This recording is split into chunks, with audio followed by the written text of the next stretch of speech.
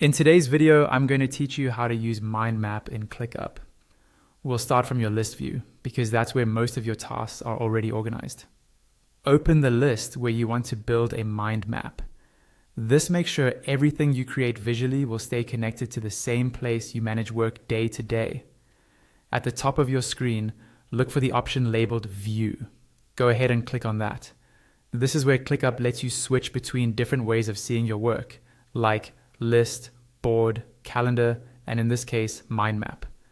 From the list of available views, choose mind map. Click on it, and ClickUp will open a new mind map view based on that list. This may appear as a new tab or a panel, depending on your workspace setup. You'll be prompted to give this mind map a name.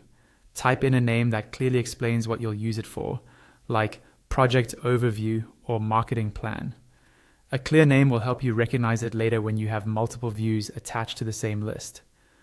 Once you've named it, click on Close to exit the naming modal or setup window. Don't worry, this doesn't close the mind map itself. It just closes the small pop-up so you can start working on your map. Now, make sure you're in freeform mode. Click on the freeform option if it's not already selected. Freeform allows you to place and connect ideas in a more flexible, creative layout instead of being locked into a strict structure. On the canvas, you'll see a starting node often labeled Start Here. Click on that. This is your central idea or main task. Rename it to something meaningful, like the core project or topic you're mapping out. Just start typing your new name.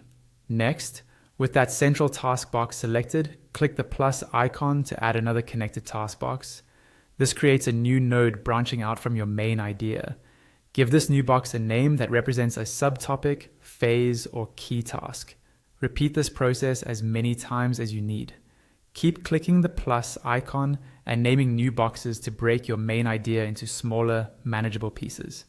You can create as many branches as you like to capture all your ideas. If you want to add deeper levels of detail, click on any existing task box, then click the plus icon again. This will create additional boxes connected to that specific node, letting you build out subtasks or more detailed branches under each section.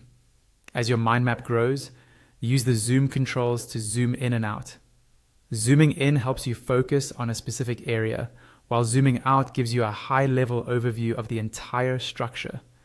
Finally, in the top right, click on the task type drop-down to customize what each box represents. Here, you can choose options like task, milestone, contact, form response, or meeting note. This adds more context to your mind map and helps you align it with the type of work